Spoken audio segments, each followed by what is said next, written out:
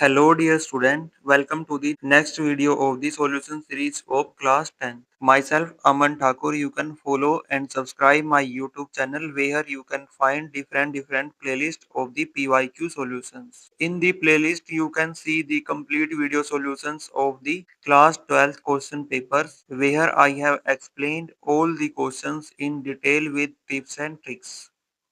If you are first time on our YouTube channel, please subscribe and hit the bell icon for all updates. Now let's start the video. आज हम करने वाले हैं question number 10 का second part. In the given diagram O is the center of the circle. Chord SR produced meet the tangent HTP at P. तो जो code होगी उसको आगे प्रोड्यूस किया है SR को और वो P पर मीट करवाई गई है. P जो है वो टेंजेंट पर एक पॉइंट है. Prove that triangle PTR similar to triangle PST. Second है prove that PT square is equal to PR multiply PS.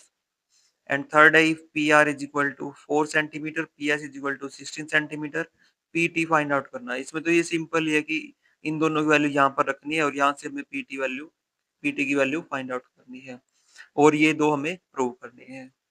इसका सॉल्यूशन हम यहाँ पर देखते हैं. अब मैंने इस डायग्राम को फिर से भी बना दिया है ताकि आसानी से ये समझ में आ सके.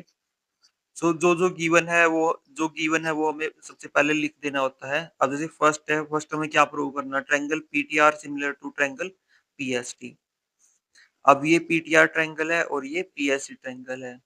अब जो ये दोनों ट्रायंगल है तो P जो है दोनों में कॉमन है तो इसका मतलब ये एंगल क्या होगा, कॉमन एंगल होगा.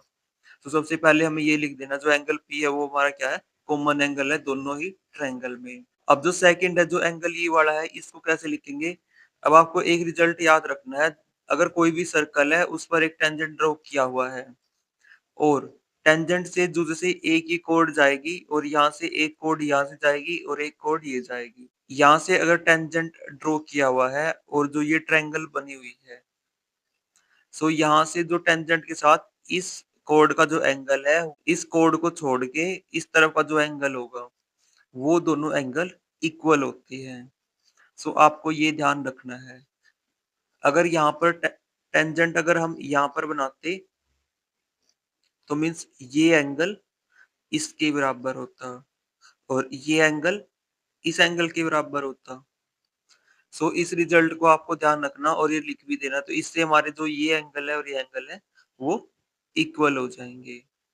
जैसे इसमें दिख रहा है कि जो ये एंगल है ये टेंजेंट के ऊपर है तो ये एंगल और ये इक्वल हो जाएंगे.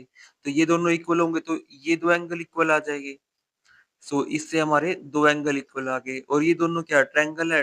अगर दो एंगल इक्वल हो जाते हैं तो थर्ड एंगल को तो अपने आप ही इक्वल होना पड़ता है. So by angle rule triangle PTR is similar to triangle PST. इसको हमें इस तरीके से ही प्रूव करना है. यहाँ पर हमारा फर्स्ट पार्ट कंप्लीट होता है. अब हम करेंगे सेकंड पार्ट. सेकंड पार्ट में हमसे क्या पूछा गया है, prove that PT square is equal to PR multiply PS. So ये दोनों ट्रायंगल जो है वो सिमिलर है. सिमिलर है तो इसकी प्रॉपर्टी क्या होती है, जो कोरस्पॉन्डिंग साइड होती है अगर उनको हम डिवाइड में लिखते हैं तो वो इक्वल आती है. सो यहाँ से हम देखेंगे जैसे जो PT है PT, तो PT 1 और 2 एंगल के कोरस्पॉन्डिंग है. तो यहाँ पर 1 और 2 एंगल के कोरस्पॉन्डिंग क्या है, PS. तो यहाँ पर आ जाएगा PS. अब equal to PR divide by PT. तो PR यहाँ पर क्या होगी, PR 1 और 3 के कोरस्पॉन्डिंग है तो यहाँ पर क्या आ जाएगा, PT 1 और 3 एंगल के कोरस्पॉन्डिंग डिवाइड में आ जाएगी. सो अभी हमें इन दो साइड की जरूरत है, तीसरी साइड की जरूरत नहीं है तो हम इन दो को ही लिखेंगे. अब जो PT है PT को इस तरफ मल्टीप्लाई में ले आएंगे, PS है इसको इस तरफ ले आएंगे. सो PT क्या होगा, PT स्क्वायर आ जाएगा और इस तरफ क्या आ जाएगा, PR मल्टीप्लाई PS. सो इस तरीके से हम इसको प्रूव कर देंगे. इसी के साथ हमारा सेकंड पार्ट भी कंप्लीट होता है. अब हम चलते थर्ड पार्ट पर. थर्ड पार्ट में गिवन है PR is equal to 4 centimetre है, PS is equal to 16 centimetre है. तो ये दोनों हमें इसमें ही लिख देने हैं और दोनों साइड हमें स्क्वायर रूट ले लेना है. तो यहाँ पर लिखना take square root on both side. Square root लेने से यहाँ से स्क्वायर रूट कट जाएगा तो यहाँ पर आएगा PT. और इसका जो 4 है, 4 2 का स्क्वायर होता है, 16 4 का स्क्वायर, तो इनका जो स्क्वायर है वो कैंसिल आउट हो जाएगा. तो बाहर क्या आएगा, अंडर रूट से 2 मल्टीप्लाई 4. अब वैल्यू तो दोनों ही आती है प्लस माइनस, तो यहाँ पर लेंथ है तो हम यहाँ पर प्लस की वैल्यू लेंगे. सो हमारे पास पीटी इज इक्वल टू कितना आ जाएगा 8 सेंटीमीटर। तो इसी के साथ हमारा थर्ड पार्ट भी कंप्लीट होता है। अब हम करेंगे क्वेश्चन नंबर 10 का थर्ड पार्ट।